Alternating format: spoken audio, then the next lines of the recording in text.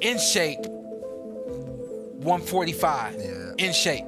You know what I mean? So this is different from a Crawford coming up to 168, but we know his walk around weight is probably 170, 180. Tank Davis' only shortcoming, pun intended, is his height. He's 5'5" with a 67-inch arm reach.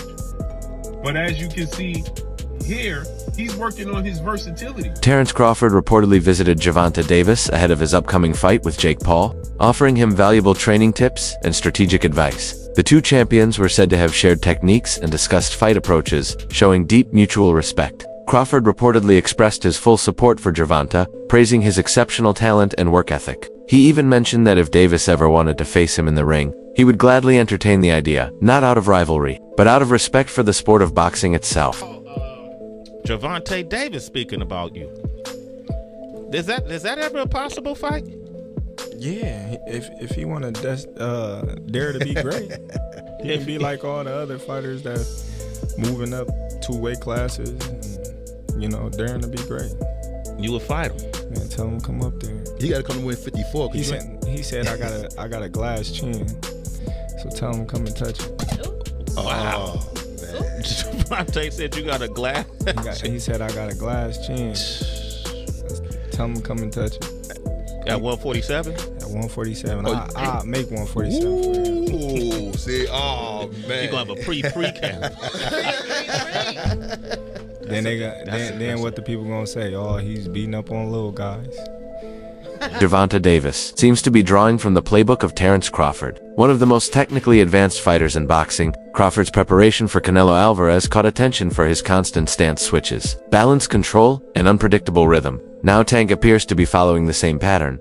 His new training clips show him experimenting with footwork, changing angles, and even switching stances mid-combination, something rarely seen from him before. Observers believe he's not just learning from Crawford, but also looking toward Jaron Boots Ennis, who has mastered fighting comfortably from both stances. This transformation signals Tank's plan to surprise everyone in his upcoming fight against Jake Paul.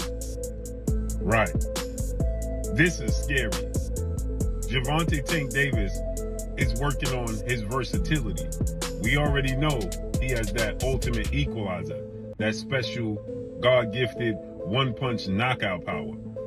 But he also can box. Gervonta Tank Davis, he's very durable, has a chin, never seen him visibly hurt.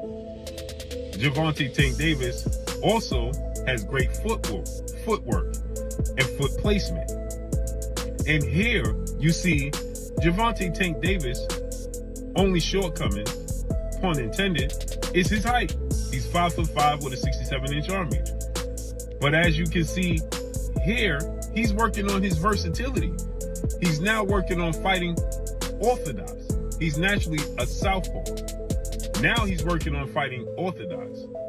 Great switch hitters, no Diddy, in the sport of boxing. This is scary. Gervonta Tank Davis is working on his versatility. We already know he has that ultimate equalizer, that God-gifted one-punch knockout power, but he can also box. Tank Davis is extremely durable and has a solid chin. We've never really seen him visibly hurt. He also has great footwork and precise foot placement. The only shortcoming for Tank Davis, pun intended, is his height. He's 5'5" with a 67-inch reach. But as you can see, he's working hard on his versatility, even practicing fighting orthodox despite being a natural southpaw. Great switch hitters don't come around often in boxing, and Davis seems determined to join that elite list. Career ending. It could be career ending. Jake Paul can end his whole shit. That's the black. Tank can end Jake Paul's whole shit. And if that fight is meh, and it's just a sparring session at tit for tat, their shit's over. Because people gonna be pissed that it's exactly what they expected it to be. They can't do that. If they do, their career's ruined. Jake Paul career's ruined, and Tank. If they make it meh and just touch, both their brands suck. That's the black two sugars. You mess around in that bell ring, and you see little Tank, and you see big Jake, and he's throwing a jab, and little Tank making a miss, and bam, y'all gonna be like, whoa, say I'm lying. Y'all know what? Yes, say I'm lying. Please say I'm lying. But y'all gonna be right there, cheering, because you ain't never seen nothing that damn bizarre. Even De La Hoya versus Shaq had headgear and Shaq ain't a boxer. That right there, fireworks. Because you're going to be holding your breath, especially Tank fans.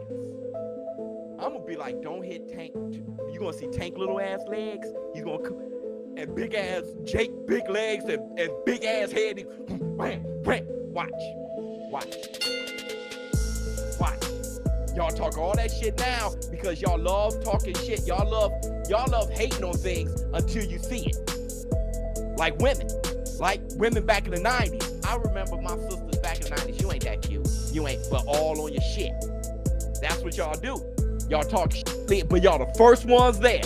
Showbiz, the adult, a well-known boxing commentator, stated that the fight between Tank and Jake Paul must stay exciting. He explained that many people expect it to look like a sparring session, with both fighters going easy on each other to avoid embarrassment. However, if that happens, it could instantly destroy both of their careers. Fans would lose interest and never pay to watch them again. With both Tank and Jake having massive audiences that demand action, this fight can't be a cautious exhibition. It has to bring real intensity, because if it turns dull, the hype surrounding it will vanish completely. It could literally be career-ending for both. Really not happy with Tank. First off, don't watch Tank.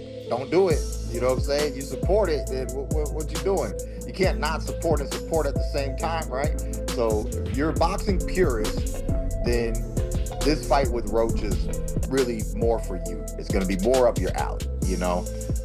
If you just like all entertainment, all fights, all hypes, all everything, then you're going to want to tune in to the Tank and Paul show there, you know, because that's all for entertainment. What's it?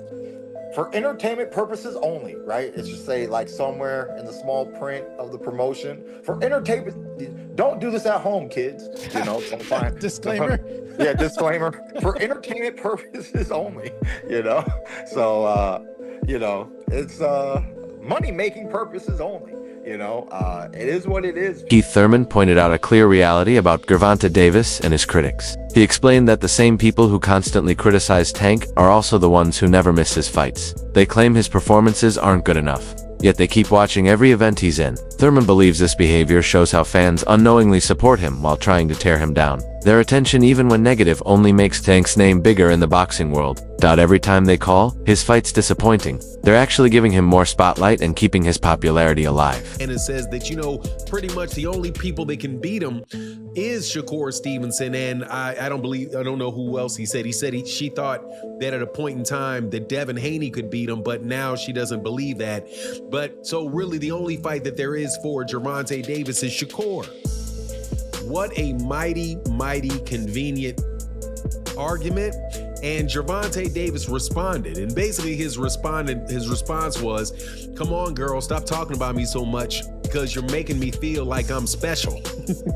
Right? So he pretty much just, you know, kind of blows it off. But I really think that there's something much deeper going on here. And it is that this, and I said it again, I said it in another video, I'll say it in this one, the Bud Buddies. The Bud Buddies are a crew of boxers that all hang around and worship Terrence Bud Crawford. And the main two members of it, besides the people that are actually in Terrence Crawford's camp, as fighters are Shakur Stevenson and Claressa Shields, without a doubt. Claressa Shields is a huge backer of Terrence and a huge backer of Shakur Stevenson. At the end of the day, the only thing she really cares about is what's in the best interest of Shakur Stevenson. And anything and everything she say is angled that way to get Gervonta Davis to do something that Shakur Stevenson wants him to do, which is really do all the hard work and then be there for Shakur Stevenson to become a star at the end of it. I'm telling you, man, I believe that to the bottom of my soul, that is the same plan that Terrence Crawford ran on Errol Spence. Claressa Shields commented that the only fight that makes sense for Tank is against Shakur Stevenson. It didn't sit well with him. Tank responded coldly, saying, "No one has the right to tell me what to do." His message was clear. If people want to be fans, they should just be fans, not managers. That reaction comes from a deeper place. After his draw against Lamont Roach, many of his own fans turned on him online, calling him overrated. That criticism clearly stung, and now he's done playing by anyone else's expectations. His mindset is simple. He fights on his own terms, not for approval. It's like this, with fighters pretty much in their prime. But other than the size mismatch, most people are wondering why has Tank taken this fight, and those were the first questions targeted to Tank in this presser, because usually these sorts of bouts are relegated to the latter part of your career. And for most Gervonta Davis supporters, they thought they would get the big fights next, the Shakurs. They didn't think he would be fighting Jake Paul. Although Tank tried to push it off as fans should just be happy watching the sport and hey, haters will be haters, I think that's quite unfair to the people who have been loyal supporters of him and honestly have paid his bills. He tried to compare the level of criticism he gets to the likes of Mayweather, but the difference is with his mentor Floyd, he really did fight a lot of champs in their prime. As Tank, well, not really.